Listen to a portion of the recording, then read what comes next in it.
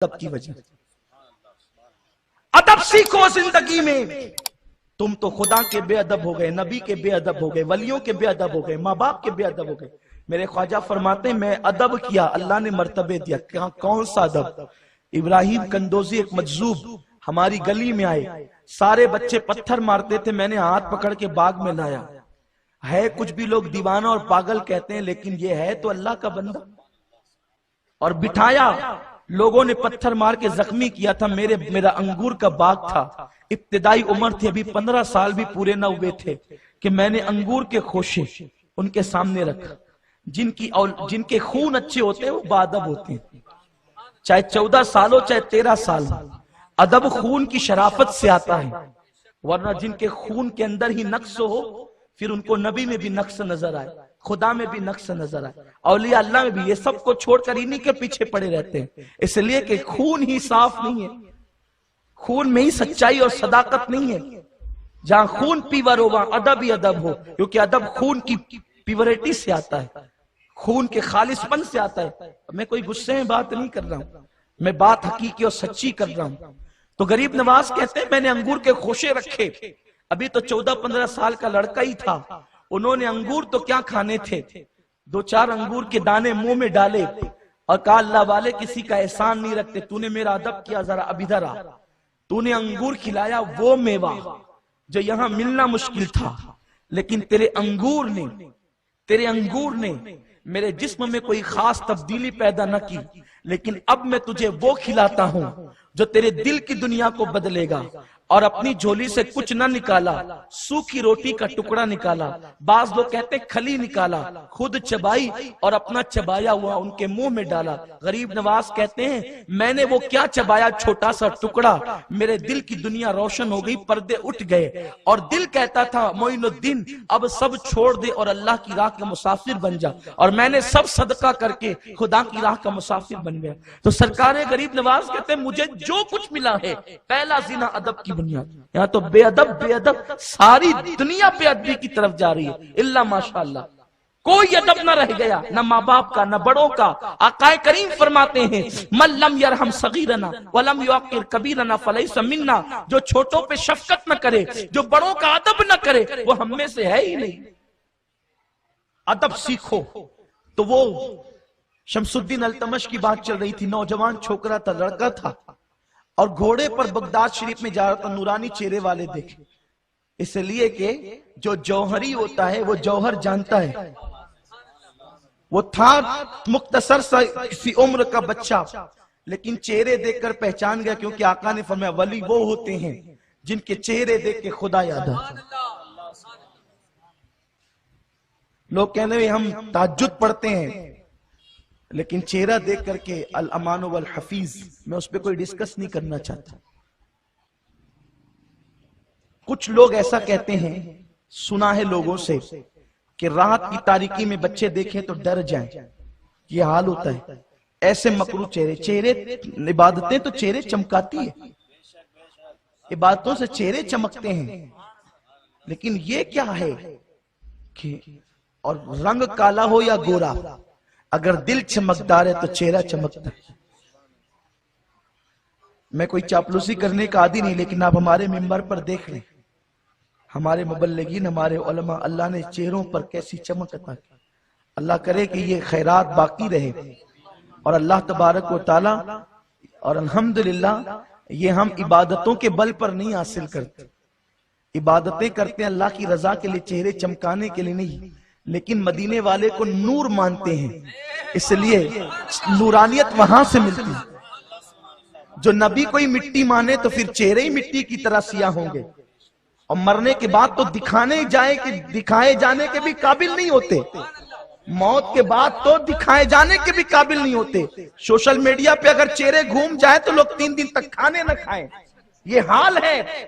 ارے وہ عاشقوں کے چہرے ہیں جو موت کے بعد بھی اگر 3 دن تک رکھے رہیں تو بھی چہرے پر کوئی اضمحلال نہیں آتا.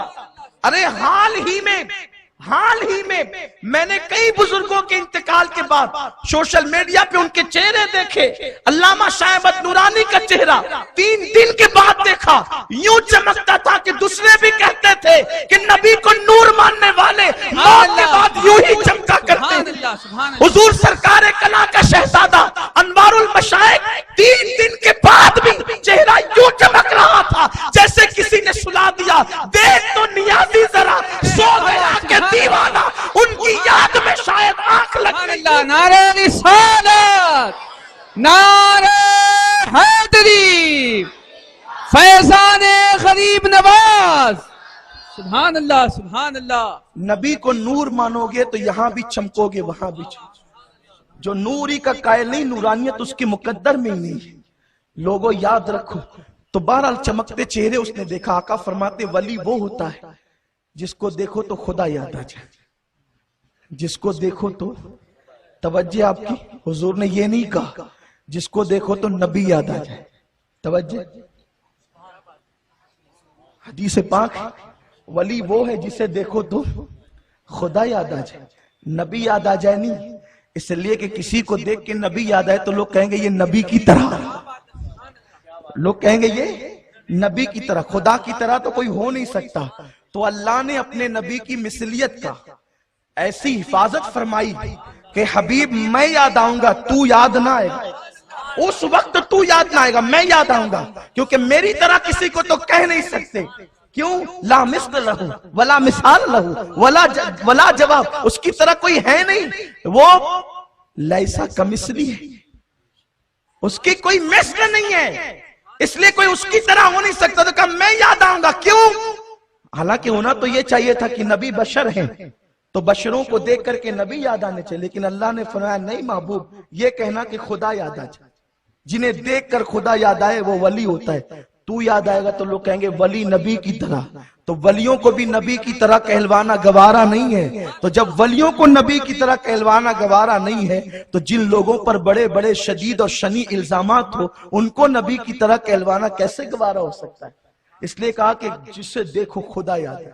खुदा याद है मतलब चेहरा देख करके अल्लाह की याद है। बनने वाला ऐसा है, बनाने वाला कैसा हो। इसके हुस्न का ये आलम है, यानी नूरानियत का, तो उसके नूर की शान क्या हो। चेहरे देखे चमक रहे थे, सोचा कि अल्लाह वाले हैं। घोड़े से नीचे उतर गए और लगाम पकड़ करके गुजरे। मेरे ख्वाजा की नजर पड़ी, ये पहले से देने वाले हैं और बहुत देते हैं और आज भी अता कर रहे हैं, लेकिन कोई झोली लेकर जाए। देखो बगैर यकीन की तो खुदा नहीं देता। अल्लाह का दोस्त तो बगैर यकीन वालों को कैसे देगा। कोई जाए तो कहते हैं कि खाली हंडे में पानी भरा जाता है, भरे हुए हंडे में नहीं। तो जो अपने आप को भरा हुआ समझ करते हैं, हम देखने जा रहे हैं कितने लोग सजदा करते हैं, हम देखने जा रहे हैं क्या क्या शिर्क हो रहा है, तो फिर वो देखते ही रहते हैं। हालांकि कोई सुन्नी कब्र पे सजदा नहीं करता। हम हराम समझते हैं सजदे को कब्र पर। लोगों अगर कब्र को सजदा करने का शौक होता तो हम फिर ख्वाजा को सजदा क्यों करते, हम नबी को क्यों नहीं करते। लेकिन हम रसूल पाक से इतनी मोहब्बत करते हैं फिर भी उनको सजदा नहीं करते।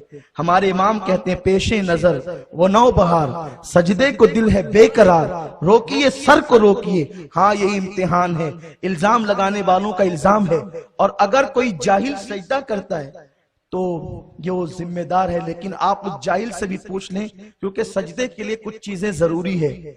पेशानी का जमना, नाक की इस हड्डी का जमना, हाथों का टिकना, घुटनों का टिकना, और पैर की कम से कम 1 उंगली का टिकना, ये फर्ज है। फराइज में से 7 हड्डियों पे सजदा करने का हुक्म दिया गया है। ये सब भी हो जाए, ये सब भी हो जाए, फिर भी अगर सजदे की नीयत न हो तो वो सजदा नहीं कहलाएगा। इसलिए कि इन्नमल अमालु बिन्नियात, वरना कोई फतवे से बचेगा नहीं। क्योंकि आप कहते हैं हम अल्लाह को सजदा करते हैं, लेकिन एक बंदा कोई मुझे बता दे कि वो अल्लाह को सजदा करता है। अल्लाह को सजदा करता है, कभी देखा अल्लाह को?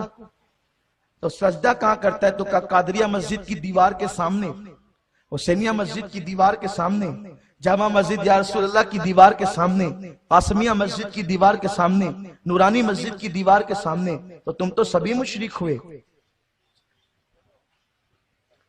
آپ کا سجدہ ہے کہاں؟ ارے کعبے کی دیوار کے سامنے بھی سجدہ کرو تو بھی مشرک ہو جاؤ. کیوں؟ کعبہ غیر اللہ ہے، اللہ تو نہیں ہے. لیکن الحمدللہ مشرک نہیں ہوتے، کیونکہ ایسے بیوقوف لوگوں کی بات کریں گے تو کوئی شرک سے بچے گا نہیں. ہم دیوار کے سامنے سجدہ کرتے ہیں لیکن نیت یہ ہوتی ہے سجدہ اللہ کو کر رہے ہیں. تو دیکھو نیت نے بچایا، سر جھکا ہے دیوار کے سامنے لیکن دل کی نیت ہے سجدہ اللہ کو کر رہے ہیں تو شرک نہیں ہوتا. تو وہاں جھکنے والا اگر جھکتا ہے تو ہم اس کو منع کرتے ہیں، تائید نہیں کرتے کہ ایسی جہالت نہ کر کہ کوئی دیکھے تو بدگمان ہو جائے. یاد رکھو لیکن اگر کوئی ایسا کرتا بھی ہے تو وہ سجدہ نہیں کرتا کیونکہ سجدے کی نیت نہیں ہوتی. تو لوگوں بدگمانی سے بچو، حسن ظن رکھو. تو عرض یہ کرنے چلا تھا، گفتگو شارٹ کرتا ہوں، وقت بھی ہو رہا ہے. غریب نواز عطا کرنے والے جب اس نوجوان لڑکے کو دیکھا شمس الدین التمش کو کہ میرے لیے اور اولیاء اللہ کے لیے گھوڑے سے نیچے اتر گیا اور ادب کے ساتھ چلنے لگا، تو میرے خواجہ نے کہا یہ دیکھو ہندوستان کا بادشاہ جا رہا ہے. یہ لڑکا اس وقت تک مرے گا نہیں جب تک کہ ہندوستان کا بادشاہ نہ بنے، اور اللہ نے اس کو ہندوستان کا بادشاہ بنایا. تو جناب شمس الدین التمش یہ غریب نواز کے مرید بابا قطب الدین بختیار کاکی کے مرید تھے. بات چلی تھی وہاں سے کہ ایک کسان سرکار غریب نواز کی بارگاہ میں آیا، غریب کسان، اور آ کر کے کہتا ہے خواجہ میرے آقا آپ کا جو مرید ہے قطب الدین اس کا مرید ہے شمس الدین التمش بادشاہ. میں کسان آدمی ہوں، مجھ پر ٹیکس بادشاہ نے زیادہ لگا دیا ہے اور اب وہ میری قوت سے باہر ہے، تو اگر آپ میری سفارش کر دیں بادشاہ سے تو بادشاہ اس ٹیکس کو کم کرے گا یا معاف کر دے گا. سرکار غریب نواز رحمت اللہ تعالی علیہ اجمیر شریف سے دلی اس اکیلے کسان کے ساتھ سفر کرتے ہیں، کسی مرید کو ساتھ نہیں لیا. وہ کسان ہے اور غریب نواز ہے. کیوں جا رہے ہیں؟ اجمیر شریف سے دلی جا رہے. کیوں؟ صرف ایک غریب کسان کے لیے کہ بادشاہ نے اس پہ ٹیکس زیادہ لگا دیا ہے. اور سرکار غریب نواز کی بارگاہ میں وہ فریاد لے کر آیا ہے.